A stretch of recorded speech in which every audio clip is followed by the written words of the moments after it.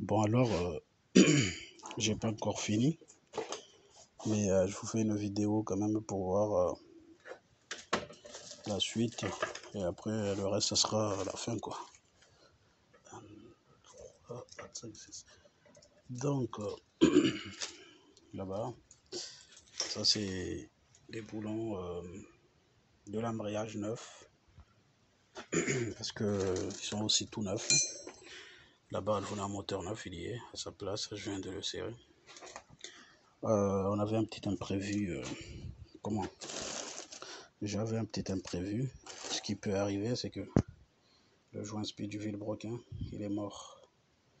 Du coup, il y avait une fuite d'huile derrière. Du coup, j'ai dû aller le commander. Heureusement que le fournisseur, il en avait un en stock. Donc, l'embrayage, comme je vous dis, il se met comme ça. Le côté long vers le volant moteur. Vous voyez comme ça. Regardez. Voilà. Celui-là, il est déjà centré. Hein. Ça, c'est un centreur. On n'a pas besoin d'y toucher. Il n'y a rien qui bouge là. Tout est accroché.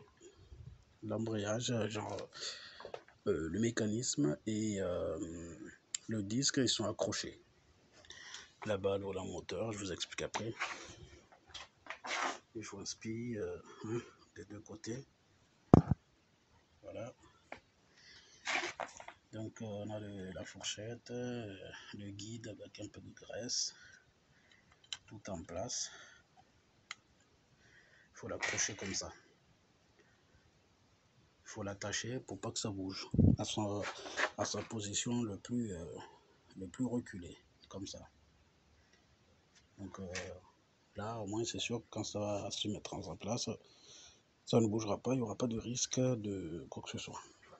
Alors, comme indiqué,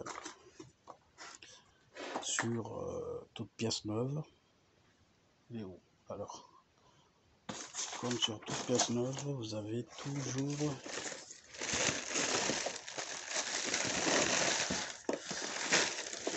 un mode d'emploi pour poser le joint speed vilebrequin. Comment dire, il y a ça. Ça, c'est un truc spécifique et le joint se met dessus. Et après, il faut le caler contre le vilebrequin pour que les gorges du joint, je veux dire, ne se. Comment dire, les languettes ne se torsadent pas, que ça crée une fuite. J'explique, ça se met comme ça sur l'outil. Quand vous l'achetez, il est comme ça sur l'outil. Donc, dessus, quoi. Ben, celui-là, il est bien malade parce que il y a de l'espace. Hein. C'est fou. Donc, il n'était pas tout à fait étanche. Donc, comme ça. Donc, ça, là, vous le mettez contre le vilebrequin. Ça rentre. Et après, vous poussez le joint à la main petit à petit, de tous les sens. Et vous l'accrochez à peine. Et après, vous commencez à le mettre correctement. Sans enlever ce truc blanc. Parce que ça centre le machin. Pas que ça s'abîme. Voilà. Alors, revenons. D'ailleurs, voilà le mode d'emploi. Il est là. Hein. Ils vous disent tout ce qu'il y a à faire. Hein. En tout, il y a toutes les langues, donc forcément, regardez un peu les notices, ceux qui veulent essayer. C'est pas bête de regarder comment on fait les trucs pour pas l'abîmer avant de faire sans regarder et après qu'il y ait une fuite ou un truc comme ça, c'est pas joli quoi. Donc, ça c'est fait. Pour la pose de l'embrayage et du volant moteur, comme indiqué ici, voilà. Hein. Donc, ils disent ici, ils montrent le côté volant, là. Côté volant, et ils le disent ici, hein, là. Donc, il faut bien regarder, mais là, c'est dit que ce côté-là, c'est le côté du volant moteur. Voilà, comme ce que je vous ai expliqué. Voilà. Et le couple de serrage, il est de 60 Nm. Attention de respecter le couple de serrage, parce que si vous ne le serrez pas au couple, vous risquez d'avoir des surprises, des vibrations, des trucs qui ne vont pas aller, et vous allez avoir peur. Voilà, donc je viens de les serrer au couple de serrage. Le kit d'embrayage, après l'avoir monté, le serrage, il se met toujours en, je veux dire, en croix, en triangle, comme vous voulez, hein, comme ça là. Voilà. 20 Nm il faut mettre sur les vis de volant moteur parce qu'ils sont tout neufs. Voilà. Donc, je remonte tout ça et la fin, peut-être que ça sera, peut-être, parce que là, vu que j'ai perdu 1 heure tout à l'heure pour aller chercher le joint spi du Villebroquin, bah donc je pense qu'aujourd'hui, je m'arrêterai plus tôt et je continuerai demain parce que c'est quand même très long. Hein. Je vous dis même pas la galère pour faire la boîte, pour le remonter dessus. Donc moi, ce que je vais faire aujourd'hui, c'est que je vais remonter la boîte. C'est mon objectif pour finir la journée. Après, si je peux en faire plus, j'en ferai plus et je finirai tout ça demain. Mais du moment où ma boîte elle est montée, je suis tranquille. Voilà. Le reste, c'est que des, comme on dit, puzzle quoi. Voilà, ma clé dynamo, elle est là. Regardez comment j'ai fait. J'ai calé un gros tournevis ici, contre le boulon. J'ai descendu le moteur, vous voyez, contre un bout de bois. Et ça bouge pas. Donc quand je vais serrer, je fais ça. Écoutez, hein. Voilà, 60 Nm dessus. Donc elles sont toutes serrées. Et après vous contrôlez un par un. Un par un. Vous recontrôlez que vous avez bien le bon couple de serrage dessus. Voilà. Attention de bien contrôler que vous avez le bon couple. Hein. Ça, faut pas avoir des surprises après le remontage de tout. Voilà.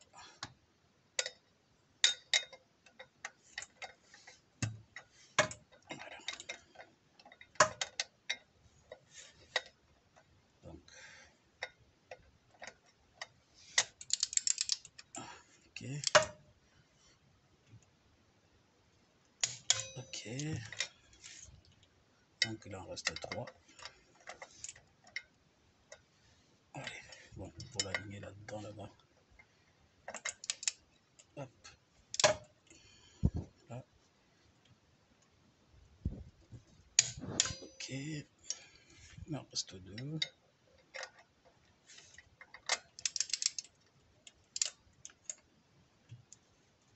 Ok. Il en reste 1.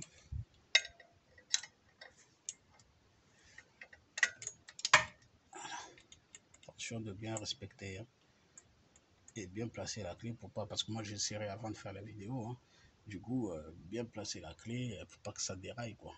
C'est très, ça peut très vite abîmer les boulons. Alors le dernier, ok, on y est. Donc je vais remonter le reste.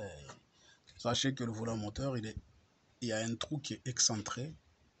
Ça veut dire que vous ne pouvez pas vous tromper de montage dans un sens, dans le mauvais sens. Je veux dire, il n'y a qu'un sens où on peut mettre tous les boulons, les 6. Si vous n'avez pas ce sens-là, bah, vous ne pouvez pas remonter les boulons. Vous en montrez peut-être 1, 2, 3, je ne sais pas.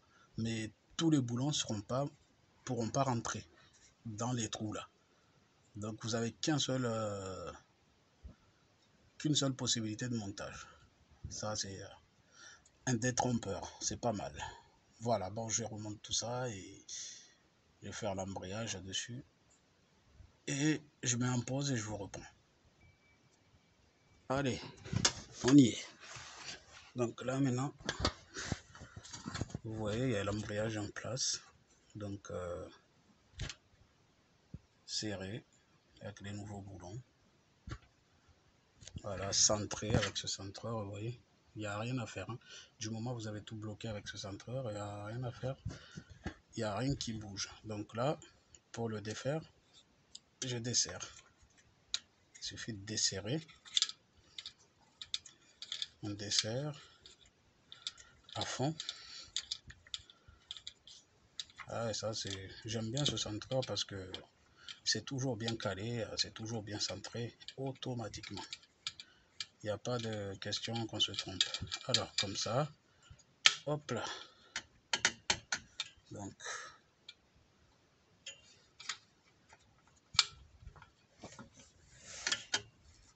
voilà, hop. Allez, alors, on va faire ça. Celui-là, comme ça. Merde. Là. Voilà. Ok. Donc, ça.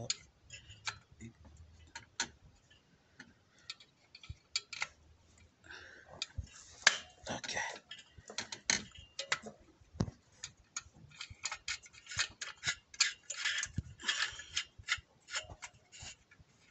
Ça, tu viens par là.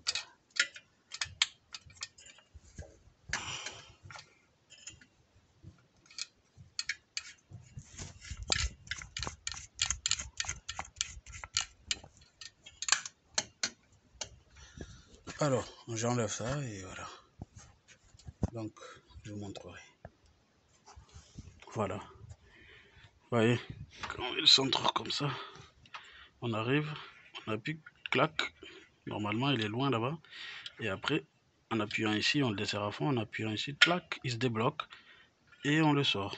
Vous voyez comment c'est? Ça là, ça doit bouger. Vous voyez? C'est lui qui centre. Vous voyez comment ça s'ouvre? Du coup, quand on a fini, il faut le débloquer. Donc, tac. Et regardez comment c'est bien centré. C'est centré, mais génial quoi. Là, c'est magnifique. Donc, allez, je vais remonter la boîte et après ça, je pense que je vais m'arrêter là. C'est plus sage parce que la fatigue, c'est pas bon pour continuer sur un truc comme ça. C'est un truc qui se fait en 2 fois. Il faut pas jouer à faire tout le temps en 1 fois.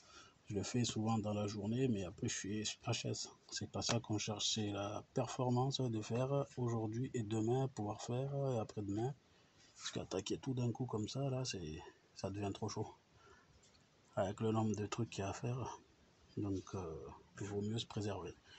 Allez, bah, je vous ferai une vidéo au moment où la boîte sera montée. Voilà, une vidéo, une photo ou des photos, mais dans tous les cas, c'est sûr que je ferai